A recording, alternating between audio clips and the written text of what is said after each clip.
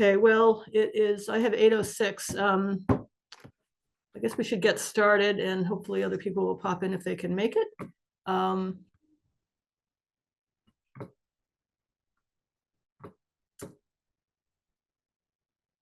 right, Jim, do you want to start your presentation? Sure, I will go ahead and share my screen here. Okay. Good morning, everybody. So, Julia, can you see my screen okay? It should be the slide deck. Let's see. Okay, we are recording, right? I just saw the meeting being transcribed. Yes. Okay, now I can see the slide deck. Yeah.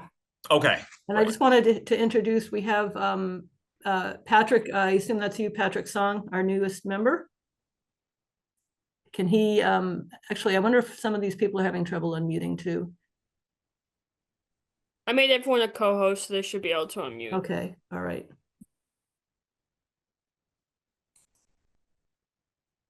Okay, I can see the deck. Okay. Yep. All right, I will go ahead and get into it. So thank you, everybody. Good morning. What we're going to be reporting on, so there have been, in our December meeting, there have been no changes to those deliverables. They've since been issued, which consisted of the ACFR, the management letter, the governance communication, and the internal control report. So we previously discussed those management letter comments, the ACFR, and there have been no changes in those deliverables. Those have been signed and issued. The work to be completed since that point was the 2024 single audit or uniform guidance audit, which is our audit of compliance over the city's federal spending in relation to the specific programs that we had to test, and looking at the compliance requirements of those specific programs and performing our testing accordingly. This presentation is going to cover the results of the federal spending audit. So, to give the overall summary, so there were 5 programs we were required to test this year across a few city departments here. And the result of our testing, we were able to report unmodified opinions on compliance over the Community Development Block Grant Program, the Home Investment Partnerships Program, the Coronavirus State and Local Fiscal Recovery Funds, or the ARPA funds, as well as a school-based Medicaid program. So quite a few departments we worked with for the federal compliance audit. We did have to issue one qualified opinion on compliance, and that was over the child nutrition cluster. I'll get into the specific circumstances that led to that opinion during this audit. Okay. So to give an overall overview as far as the federal spending for this year, so this year the city reported $25.2 million of federal expenditures on the schedule of expenditures of federal awards. That was really our starting point for the audit of compliance that led to our selection of major programs. Through all of our program testing, we did report 5 findings, which I'll get into a little more detail on. 3 were both related to non-compliance and internal control, whereas 2 of them were just internal control findings that we noted during our testing. We were able to complete our report and issue our report on March 28th of this year. We're able to file by March 31st in accordance with the federal requirements. Okay. So to go through the findings with our federal audit testing, the first being for the Coronavirus State and Local Fiscal Recovery Funds. During our suspension and debarment testing of the non-payroll transactions, we noted that one of the 8 we were required to test, the city did not perform a suspension and debarment verification either through a check on sam.gov or through inclusion in the executed contract with the transaction to indicate that the vendor could attest to not being suspended or debarred. That's a specific federal requirement for any contract in excess of $25,000. So that was a reportable instance that check wasn't performed. Now, we were able to go into sam.gov. We verified that there was no exclusions on these particular contract in question. So the entity that the city had worked with in this transaction wasn't suspended or debarred. We still needed to report a finding where that check of the suspension and debarment was not performed. So the significant finding for this year is actually this next one in 2024-002, which was for the child nutrition cluster, which is our federal school lunch, school breakfast programs. So we performed our testing. We have to perform tests of the claims that are submitted to the state for the free and reduced meals and compare those to the underlying meal counts. And as a result of that testing, we found that 6 of the 28 we sampled the claims that were submitted to the state didn't agree to the underlying meal count forms that were taken at the schools. Now, as we got into our testing, we found that there was a systemic issue in September where all of the claims submitted for that month were submitted inaccurately to the state. That resulted in a significant overclaim. That's what resulted in the reporting of a qualified opinion on the program, because the claims that were submitted to the state were materially overclaimed in relation to the underlying meal counts. So we did have various discussions with the school department about this. They did indicate that this was a result of a manual entry issue in 2024 when this claim was underway. It has since been corrected through the reporting now done through a point of sale system, which is called Mosaic. So they've since taken corrective action against that finding, but that was really the significant one to note for this year, which resulted in that qualified opinion on the school lunch cluster. Can I just interrupt there? It sounded like something was going wrong at every school independently? No. So in September specifically, when the state claim is submitted, it's done through a centralized process. So whoever was entering it took the data that was at each school, but then it didn't translate over to the state claim. So my understanding is the counts were being performed correctly at the schools, but the responsibility of whoever was putting together the state claim didn't translate that data from the schools into the claim correctly. Okay, and that was a one-time thing, and you're saying, and actually several of us have been on a tour of the school cafeterias where we kind of saw the point of sale. I guess the card, is that the card scanning system? Right. Okay. Right. And so that was, so basically you're saying that that is now not going to happen again. Because that's what's been indicated to us. We'll follow up with our testing next year to verify that that's been corrected. There were a few other instances throughout the fiscal year and the claims we tested where the counts didn't match, but it wasn't significant as that September issue. Mm-hmm. And I assume we gave the money back that we were reimbursed? DESE was contacted. The thing was, I don't think the department was aware until it was called to attention during the audit. So understanding is the state has since been contacted. As far as where that stands now, I don't have another update other than the state's been contacted. Okay. All right. Sorry. Okay. That's okay. Carry on. Okay. Okay. So the next finding are related to home investment partnerships with our subrecipient monitoring testing. We have to test subawards to ensure that they include all the requirements of the federal standards. And out of our review of the awards, 3 of 5 subrecipients, they didn't include the UEI, or the Unique Entity Identification Number, in the federal awards. Now, that's a relatively new number that's come out in the past couple years or so. What was happening is that in the underlying contracts, they were including the previous number that was required, which is the DUNS number. It's since transitioned to the UEI number. So after our communication, it's our understanding that the UEIs are now going to be incorporated in all the subaward documents. In 2024-004 for allowable costs, we had to test a sample of CDBG payroll transactions. Through our testing, we found one of the timesheets we looked at, there was no signature of verification of the time and effort dedicated to the grant. The time and effort that was reported did match the appropriate charge, but just that lack of control documentation on the timesheet that led to the finding. Okay. And then the last finding to note, also in the CDBG program, one of the 3 subawards in excess of $25,000 there was no documentation to support the submission of that subaward and the reporting through the FAFATA subaward reporting system. So we weren't able to verify that was reported and submitted through FAFATA in accordance with the federal requirements. 2 other reports that are specifically required by CDBG, which are the cash on hand quarterly reports of the PR29. Those were not completed accurately. Specifically, the beginning of month cash balance, or the beginning of quarter cash balances on those quarterly reports did not match what the supporting records had for the cash on hand. And that would conclude the fiscal 2024 findings for this year. Our other audit procedures require that we have to perform follow-up on the findings that were reported last year. So there were 4 findings to note, which we performed our follow-up testing on, and were able to substantiate that those findings were corrected from last year. And it looks like Patrick has his hand up for a question. Oh, wait, look, you're on mute.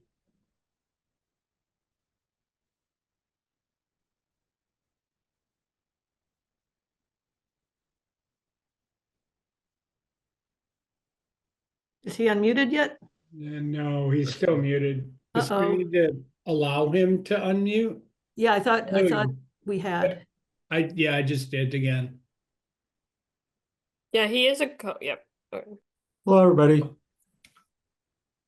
Hi, Jim, question for you. I've only managed audits in the private sector and not organizations as complex as the city of Newton's municipal budget. So, but the only time I've gotten like a non-clean opinion was the one that I inherited the first year. So can you put this in context for me? Is this unusual for a municipal audit, this number of findings, or just wondering how out of the norm it is? Sure.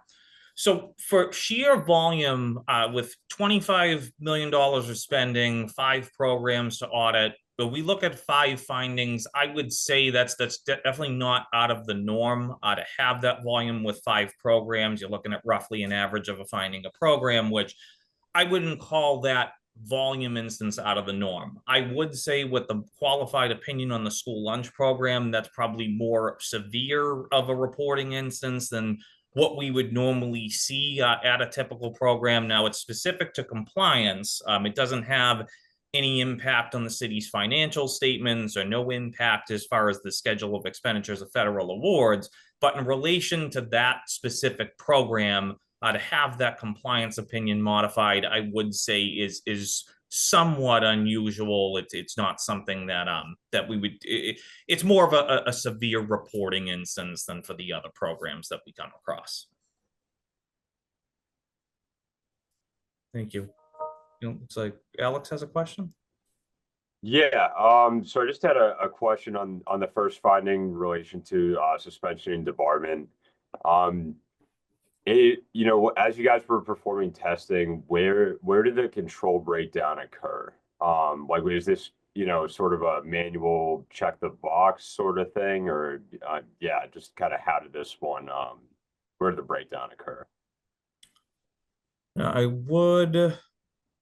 want to answer your question. Oh, it looks like Steve, would you like to shed any initial light on this, or this is for the suspension and debarment finding for the ARPA? Oh, it looks like Steve's muted.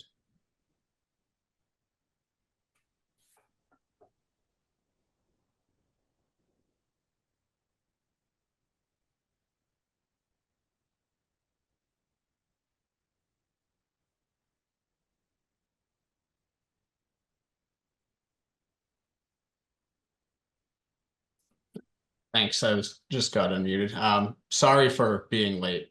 But so that item, it was ended up having to do with the law department is doing I'm drawing a blank on the term.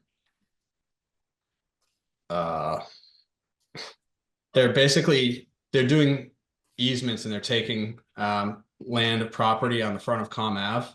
And so they felt that that wasn't doing business and that they were taking it. So they didn't think that they had to follow the same debarment process that normal vendor work was for. And we worked with Jim and Jim's team after, when Jim brought it to our attention, and the law department has since acknowledged that they will do that going forward, because it's not necessarily whether it's a true vendor interaction as much as it is somebody receiving federal funding. And so they were able to accept that. And then that was the only issue. All of the normal city to vendor transactions that were checked had debarment reviewed. Okay, so yeah, so it was more of a applicability of policy than it was just not doing it on a standard transaction. Okay, awesome. Yes. Thank you, Steve. You're welcome. Right. Thanks, Steve. So for anyone not familiar, that I guess, Steve, that had to do with the project with the carriageway down in Auburndale, right?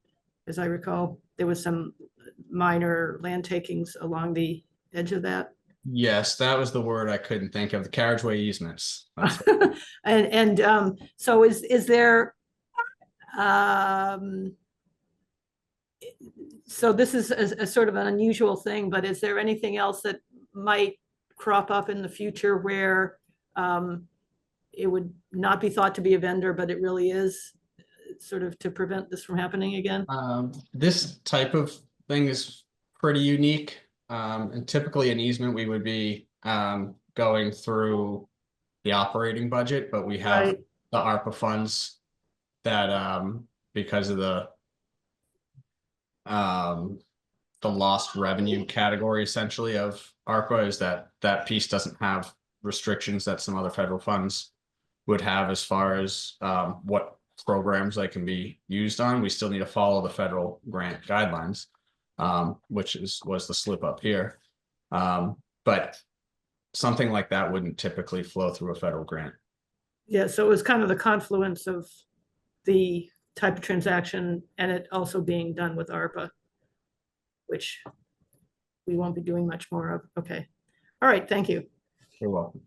Thanks, Stephen. Just a bit of additional context too. So the revenue loss category does exempt some of the compliance requirements. This specific one in question, which is the suspension and debarment requirement, is not exempt from the revenue loss requirement. So it adds another intricacy to the testing.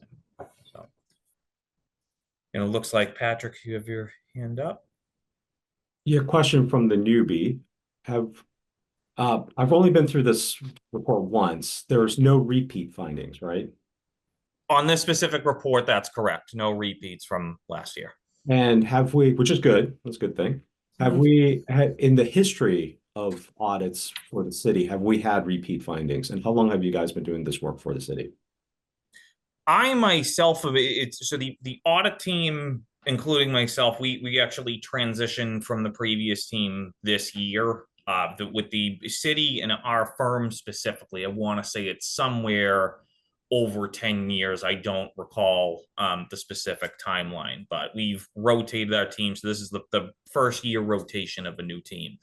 As far as the nature of repeat findings, and I'll go back to my previous experience with the city and my colleagues' experience, our understanding is that when we have reported findings that they've been resolved promptly. Like I can't recall a specific instance where a finding has carried forward for several years. And I think that was also apparent this year in a sense of there were 4 findings on last year's compliance audit, and a result of our follow-up, we were able to determine that the corrective action was taken on all of them. So I don't think there's any significant concerning issue that's carried forward for several years.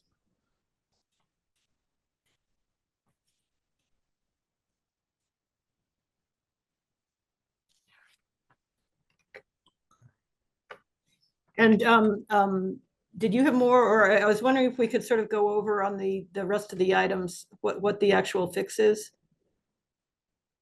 Sure. So we could, there's no additional questions. So I was provided the corrective action plan from the city as far as what's going to be implemented. And I believe Steve has shed some light as far as the first finding on the suspension and debarment, that those practices are going to be implemented with the remainder of the transactions. So to shed some light on the school lunch program, I'm sorry for looking at the other screen, just so I have the corrective action up, but I'll try to summarize. As far as the corrective action on the school lunch finding, it was determined that this was a manual data entry issue for a specific point in September of 23 for the testing. Since then, that mosaic system is now used to do the meal counts and report those on the state claims. That's really the corrective action that's implemented. Again, something that we'll have to follow up on to make sure that that system did appropriately process the claims and reported them correctly to the state. But it's just the use of that point of sale system is the major corrective action for the school lunch cluster. On the home investment partnerships, for the UEI numbers being implemented in the subawards, our understanding is that moving forward, that number will be replaced in the standard contract so that it's requested of all the subrecipients in future home subawards. With the timesheets, so essentially here, the controls are implemented appropriately. For the other 39 transactions we tested, there were signatures in all the timesheets. So where we see this as an oversight, just those controls will be strengthened, but as far as systemic design, there's not much room for improvement there other than just increased diligence over the current controls. And then for the subaward reporting, just making sure that those FFATA forms are appropriately submitted through FSRS. Again, there are controls in place around the submissions. This specific one in question did fall through the cracks, so it's just strengthening that implementation of the FFATA controls that are already in place to make sure that all of the subawards are captured and appropriately reported through the system. So really the most significant change here appears to be the mosaic data entry into the state claim system and making sure that that's used moving forward as opposed to the manual entry.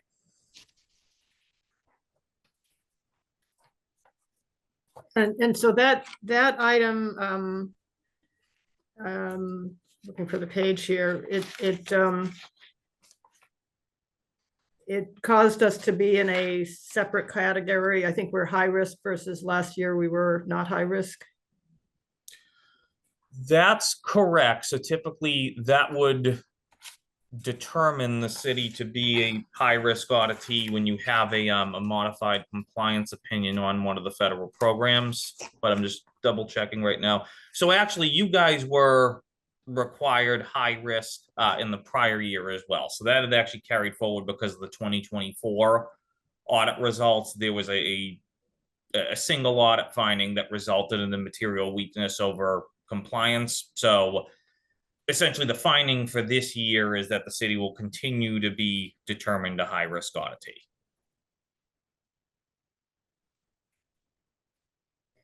And the impact of that is is it the percent of coverage that you need to do? That's right. Okay. Patrick, are you familiar with that concept with the federal funding? So in this case, if the city were to be a low risk auditee, there's several criteria that have to be met. One being we can't report any material findings on the financial statements. We can't report any material findings on the federal awards audit. The report has to be submitted timely through the federal clearinghouse. So if you don't meet those types of conditions, you'd be determined a high risk auditee. So if you're low risk, our audit coverage required is 20%, whereas if you're higher risk, we have to audit at least 40% of the federal awards.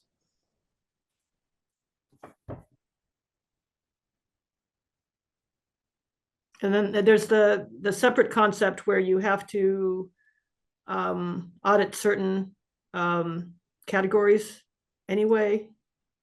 And right. So would that cause the coverage to be high enough anyway?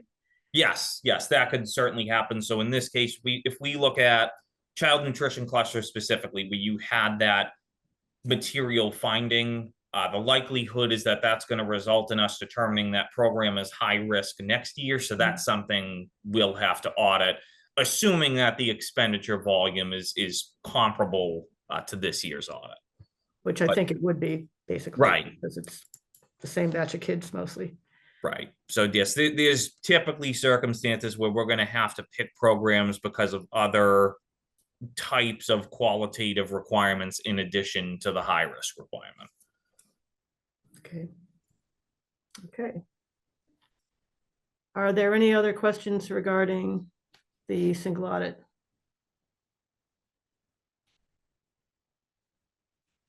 Okay, we could move on. Sorry, Julia, I just have Sure. a question. Oh, Are there any sure. penalties involved for taking more money from the state than we were granted? I'm not aware of any penalties. What it may trigger is that we know that there have been some increased scrutiny from the federal and state awarding agencies regarding if they're looking at the findings, they may decide to do some additional audit work or investigation around any of the issues reported. But as far as the high risk determination, I'm not aware of any penalties that would occur as the result of the determination or reporting of the findings themselves. Thanks. And as you pointed out, I guess they were not aware of it until we brought it to their attention. That's correct. Yeah, okay.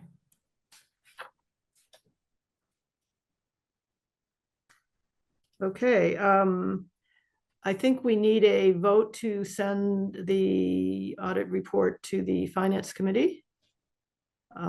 So I will make a motion to do that. All in Second favor? it if that's what you're looking for. Okay, thank you. All in favor, say, or raise your yellow hands or say aye. Aye, Aye. okay. And anyone opposed?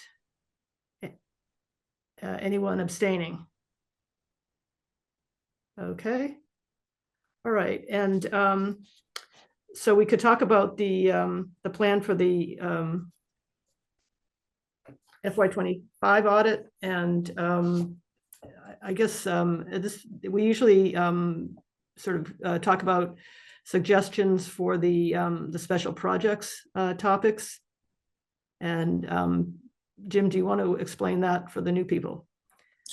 Sure. So the special project is part of our contract with the city. We want to have discussion with this committee as far as identifying if there's any transaction classes or transaction types or operations that would be financial related, but may not be necessarily material to the financial statements. That probably not transaction classes that we would be required to look at as part of the audit, but something where if there were of interest or concern of the committee, we could look at a specific transaction class and work in some procedures to check the operations at a specific area or department of the city. So for last year's special projects, the three that we had captured were the off-leash dog licenses, as well as the Newton Community Education Program. And I apologize, I'm blanking on the third, but those types of I think the third was the tennis lessons with the recreation program. So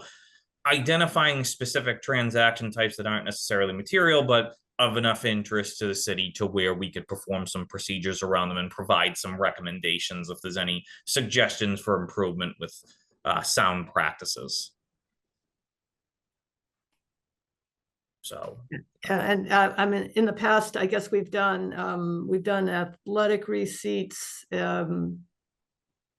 like I don't know if it's a certain sport we did. I think that was before I was attending these meetings. We did we did NECP, the fees for that one year, and we've talked about other topics.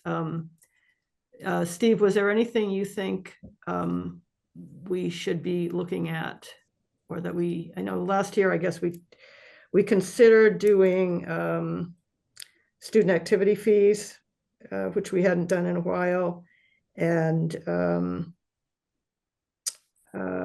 Carl was interested in the indirect costs on the enterprise funds. Yeah, off the top of my head, I don't have any items that would be of specific concern that I would think should be subject to the extra attention.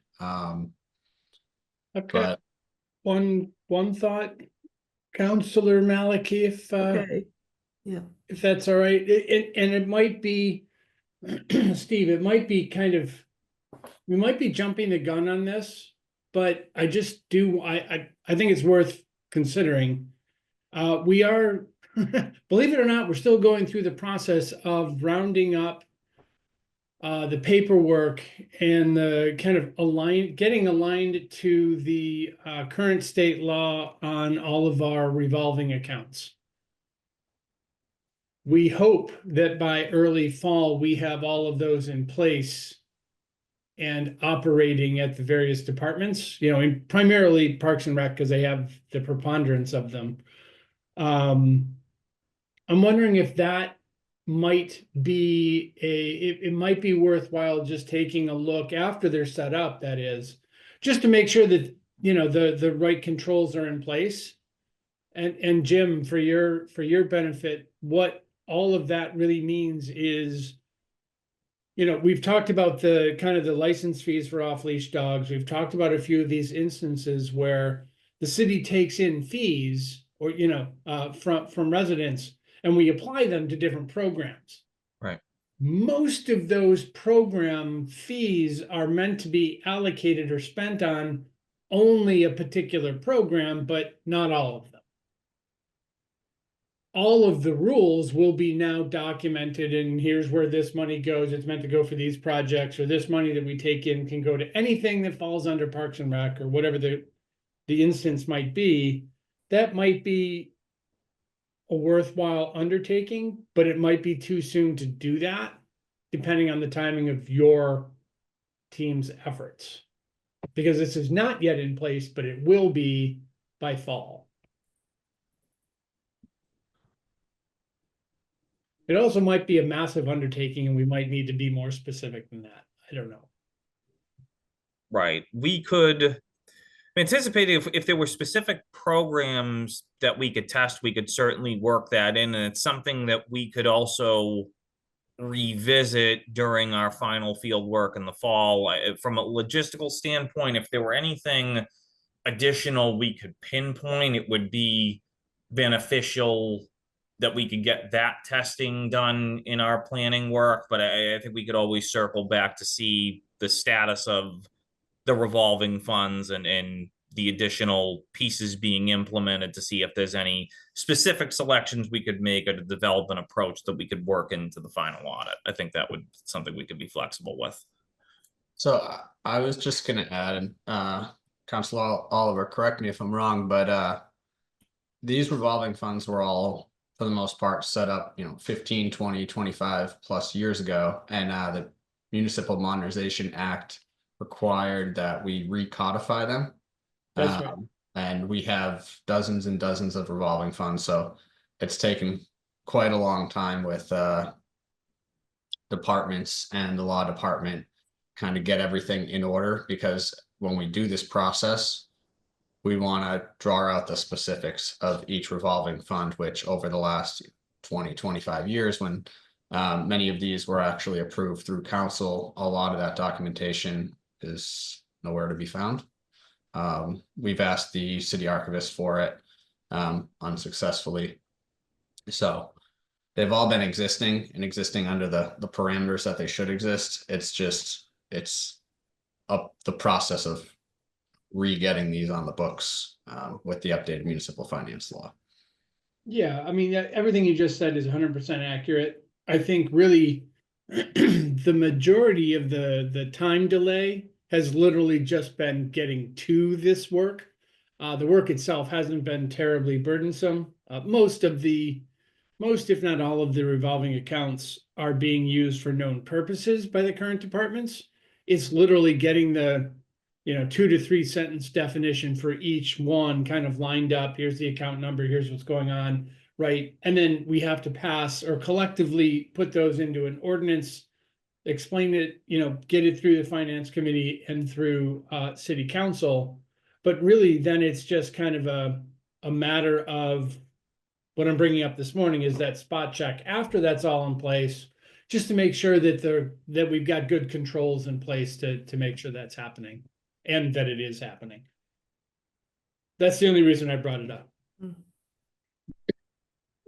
I would say certainly could do one or a couple revolving funds, but I think as far as doing it under the premise of the new updates, that would be more of a FY26 audit. They're gonna be that far out. Okay. Well, they wouldn't be brought to finance and city council until the fall, which is FY26. Oh, yeah. Yes, FY26. Yes. Thank you. Still applying coffee this morning. Yes, good point. We're totally talking FY26. But yeah. We had sort of a major increase in the swimming fees that's been in effect, or it was in effect all last summer. Would that be a worthwhile area to look at?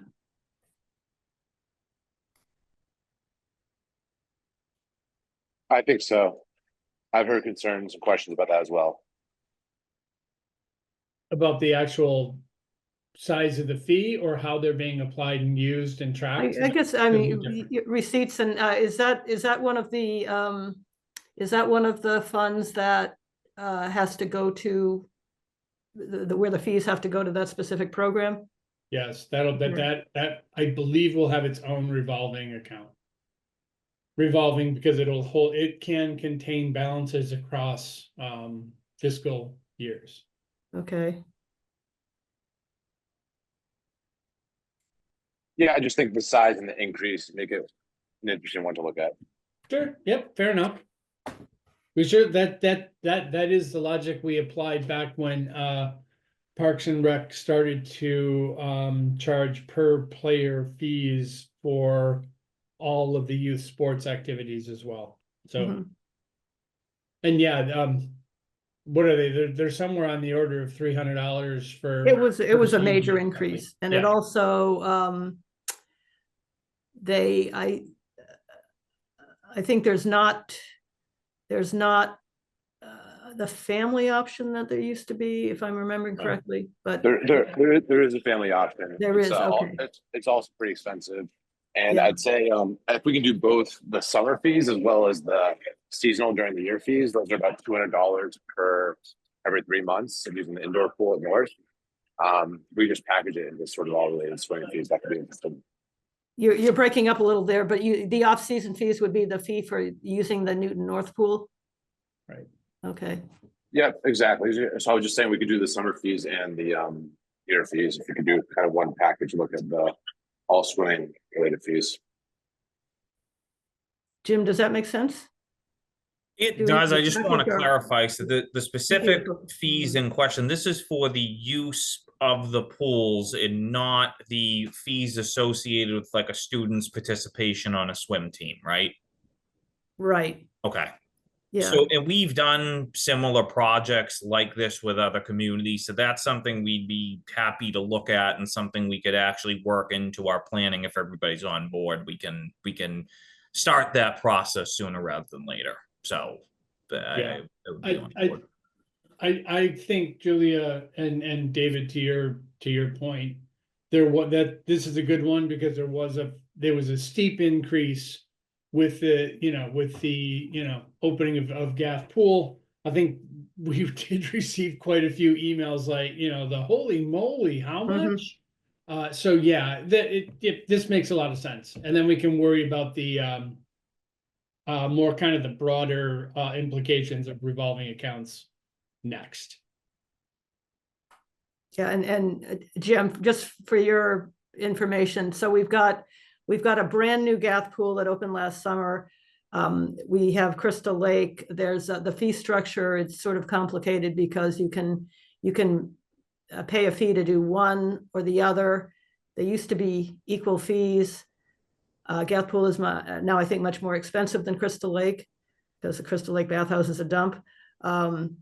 And then there's a fee if you want to be able to access both of them. And then there's the sort of individual, senior, family, out of town. I think we still allow out of town people for the Gath Pool. I know we do for Crystal Lake. So there's sort of a complicated structure to it.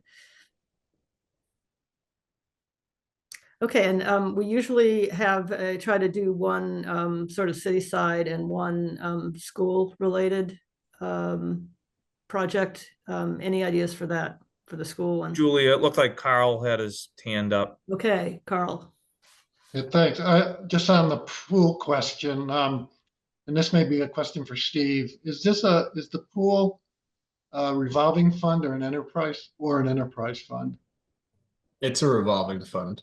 Revolving. And then my just related question, also maybe for the auditors, is it sounded like some of the discussion was around policy issues, versus financial controls and audit issues. And I just want to make sure, I want to hear Jim sort of say to us what he'd be looking at that are the control issues as opposed to policy issues about how fees are, what the fees are. Right, and what we could look at, I would envision our approach there would be both, in a sense of we need to look at what the policies and procedures are with the overview. And I think this came up with Newton Community Ed, where it was determined that just the program had been losing some money. So like from an instance where there's a policy impact that's causing a financial impact, that's something that I think we'd certainly consider. But to your other point regarding procedures, once we get the policy and identify what's required for the internal controls, we want to look at the structure, look at the design of the internal controls to make sure that it's appropriate, that there's the appropriate checks and balance in place, that in places that the employees are supposed to be performing. And then our next step would be testing the implementation and making sure that the employees are executing on the policies and procedures that they have to implement. So it's really, I mean, in that aspect, it's really three parts that we'd incorporate into the special project, but the design and the implementation would be the heavier focus as opposed to evaluating the overall cost policy of itself. Does that help clarify? I think it does. I mean, I heard some discussion about the fees were high and so forth, and that seems to be a policy issue, not what you were speaking of. Right. Whoever set the fees set those fees. Right. Right. But to make sure that those fees are being implemented according to with the right controls and under the revolving fund statute, it seems like that's where your role comes in. That's right. Yeah, and Carl, to your point, I think that I think your question is right on target, because my point was the fees went from, most people skipping the fee at Gath Pool, frankly, to paying the $35 or $50, and it went up to like $300. My point was simply there was a lot of scrutiny on the program, so this might be a really opportune time to at least confirm that the fees that are being taken in for said activities are going to those properties. That was really all I was getting at. Sure, that makes sense. Yeah, and I just want to underscore what Councilor Olive was saying about, seeing how funds are being used, and basically looking at why the funds were raised and if they're all needed for serving those programs.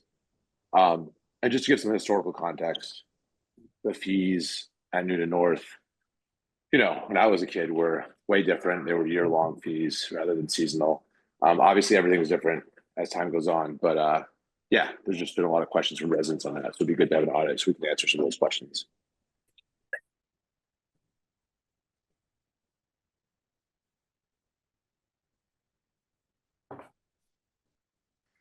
Okay, and any ideas for the school side? Julie, I would throw it out there. If we haven't done a student activity in some time, if there's a particular school that hasn't been looked at, that's always something we could work in. But we didn't perform one in last year's audit, so we could always see when which schools are more current. Maybe look at a school or a couple of schools that are not as current. Yeah, I don't remember what the last one we did was. Would it have been one of the high schools? Didn't we look at the fees for the parking not too long ago? Maybe 2 years ago, question mark, because there's a big difference between south and north. Yeah, there was through the budget discussion the last time, I think it was 2 years ago, the fees on the parking at north were increased. That's my recollection. Yeah, I just don't remember if it. And there's a reason for that difference, and I can't remember what it is. Yeah. One is, one is a school parking lot, and one is for parking on city streets in part.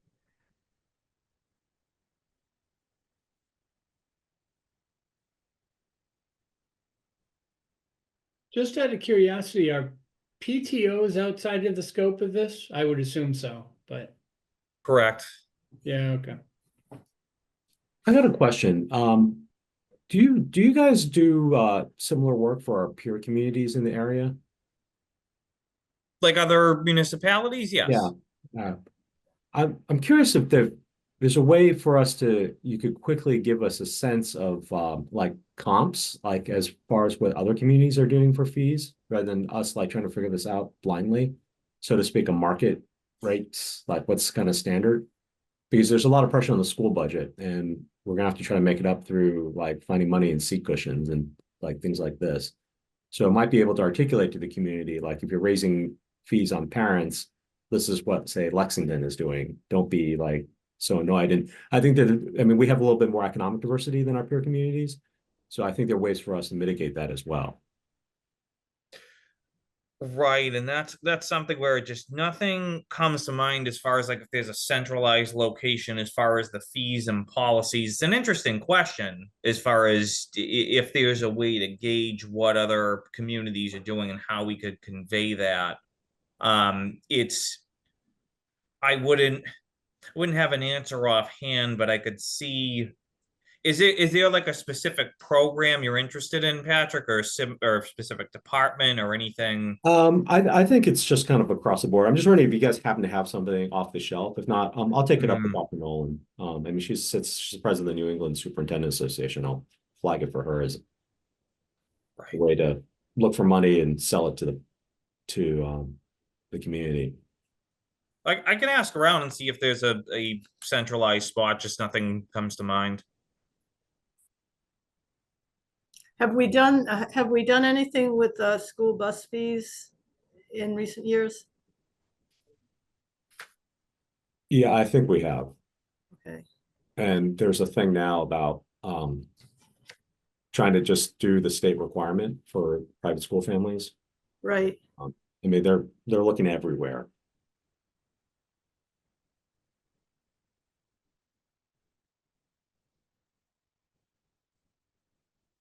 Well, is it me or is there yet another change that's being considered for this coming fiscal year as well on busing for schools? Isn't there something else? The biggest discussion item is whether or not just to comply with the state requirement for the residents that have their kids in private school, like this 2-mile radius thing. That's Right. Is that the only thing that's on the deck? it's the only thing I remember. I could be wrong. I mean, everything's being looked at. Yeah, fair enough. Lots of lists. I thought that had already been implemented for this current school year, because I remember getting a letter or two on it. Yeah, it was discussed the last go around, and I think we didn't do it. Okay. It is being implemented for the coming year. Yeah. There's about 150 families that are affected. Yeah. And it's being cut for next year. Oh, that's what correct. They wanted to hire that consultant this year to see if they can improve on the route scheduling. That's what it was. Oh yeah, But that's this coming year. Sorry, that's what it was. Yeah. Gosh, I knew it'd come to me eventually. I've been staring at those lists, kind of like Patrick has for a few days. Yeah, you know, if we can't get that money for that, I'm going to suggest to Dr. Nolan find some whiz kid from one of our high schools that could probably write a computer program and figure it out for us. Good point. There's some really We great can probably kids ask in Chat GPT these days. So, as a matter of fact, let me see if I can do that right now. Or one of the Lagerbach kids, they can do anything. They can hack into, Yes. they can hack into systems and all sorts of things. Yeah, I'm almost afraid to ask them what they're capable of because it'll be so humbling. Yeah. But, yeah.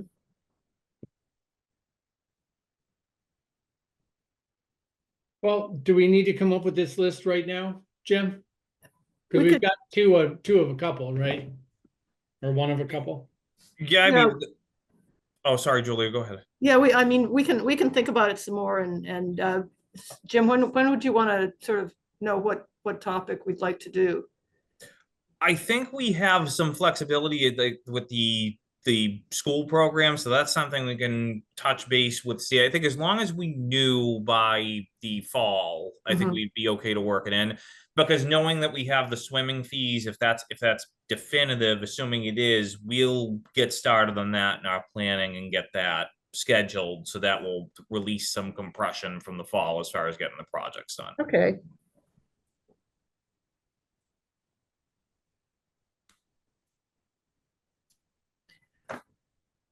Okay, any other business or concerns people have?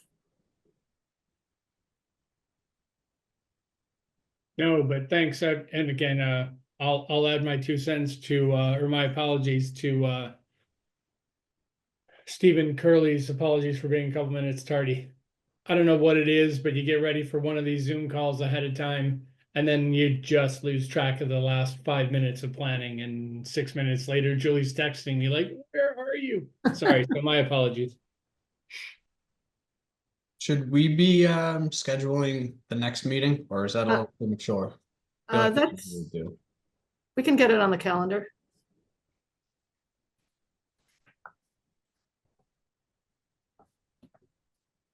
Now that, I think we had a May meeting last year, but was that because we were having the switchover to a new team? When would our next meeting normally be?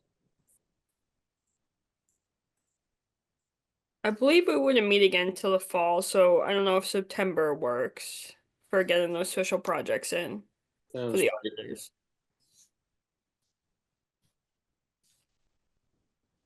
Because there's usually an October meeting, I believe. But do we want to move it up to September? Or do we need Sure. both? The auditors usually come on site right around the 1st of October. I think they were there here maybe 26th, 27th of September this year. And then we met first week of October. So I don't know if we want something similar this year.